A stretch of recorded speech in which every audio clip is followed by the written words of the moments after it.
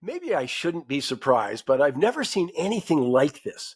Mark Carney, the favorite of the Liberal establishment, nicknamed the Anointed One, is already running as if he is Prime Minister in the next federal election. Okay, that's fine. But here's the thing. He is running against the Liberals, his own party. He's running every bit as much against his own party as he is against Pierre Poilievre and the Conservatives, with statements like, in quotes, Canadians want change. Together, we can make that happen, along with a litany of inherent criticisms of the Liberals' own policy, their own economic record, with statements like, in quotes, I entered this race because I'm ready to get Canada's economy back on track. Back on track. It's been 9.5 years of Liberal government. And, again, in quotes, it's time for a new approach to the federal budget. Along with stating, in quotes, Canadians deserve a government that works for you, a government that will spend less and invest more. Well, come on. Pierre Poilievre couldn't have said it any better. This is despite the fact, by the way, that Mark Carney's had significant influence on the Liberals' economic and climate policy, including heading Justin Trudeau's Leaders' Task Force on Economic Growth. In the process, he's obliterated the credibility of Liberal partisans who supported and defended every Liberal policy, only to have Mark Carney attack major Liberal policies like the carbon tax, the increase in the capital gains, and the massive deficit spending. After being a major proponent, though, of the carbon tax, I got to notice, Mr. Carney now admits that carbon tax isn't working, and he's going to replace it with a carbon tariff on imports, which, of course, not surprisingly, critics warn will lead to higher prices for Canadian consumers and trade disputes. I mean, come on, good luck with selling that one to Donald Trump. I'll come back to that another time. But my point is, we've never seen a leadership candidate from any party run so hard against his own party's policies, despite the fact that he had significant influence on them. And he thinks we're not going to notice? Well, I can just say personally, I've had enough of my intelligence being insulted by politicians, every party, but clearly lots of Canadians still don't have a problem with it.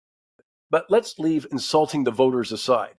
Mr. Carney also confirmed this week that his government would run a deficit to, in quotes, invest and grow Canada's economy. I just shake my head hearing that. Look at the track record. I mean, he's not deterred by the serious failures when it comes to, in quotes, government investing. Not bothered by the 500% cost overrun for the Trans Mountain Pipeline, cost taxpayers about $28 billion extra, or the $150 million taxpayer loss in Sustainable Development Technology Canada, which, according to both the Privy Council report and the Auditor General, was a direct result of mismanagement, conflicts of interest, and cronyism, the big three of government investment. How about that $3.5 billion cost overrun over on the North Shore of Vancouver, the North Shore Watershed Treatment Plant? How about the federal government's national shipbuilding strategy to renew Canada's naval and Coast Guard fleets, which was originally budgeted to cost $38 billion, now it's over $100 billion has been spent. I won't even bother mentioning ArriveCan, for example, or the billion-dollar debacle of the Phoenix Pay system. And finally, how about the billion-dollar taxpayer investment in Swedish EV battery manufacturer Northvolt, announced with a heck of a lot of hoopla from the Liberals, cheered on by climate activists in September 2023? Well, just over a year later, it declared bankruptcy. There are so many other examples of disastrous failures when government decides to invest and grow the Canadian economy. Instead of, there's an alternative, they could create conditions to encourage the private sector to invest in Canada. That's not what's been happening. As the old saying goes, the definition of insanity is doing the same thing over and over again and expecting a different result. I'm going to finish with a key point that you should understand. Government has to fail, as does any system that is without transparency, without accountability, and many times without measurability. Well, it's going to fail. As former Auditor General Michael Ferguson stated, the system and practices of the federal civil service seemed designed to, in his words, avoid accountability. Now, and big government advocates like Mark Carney, well, they want to do more of it.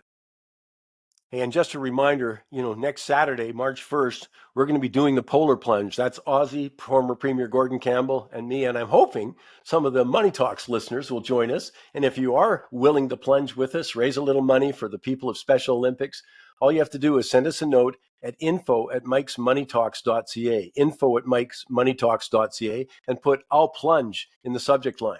And if not, hey, why not make a donation? Just go to www.moneytalksplunge.com.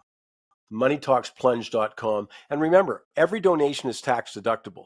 So, for example, you make a $100 donation, man, it's only going to cost the average Canadian about $67. And what a difference it'll make. I mean, inflation has been a real hardship for all the programs, which are free, by the way, to our athletes and families. Yeah, it's had a huge impact, and I'm sure like other charities. So your help is greatly appreciated. I hope you can find time to do it.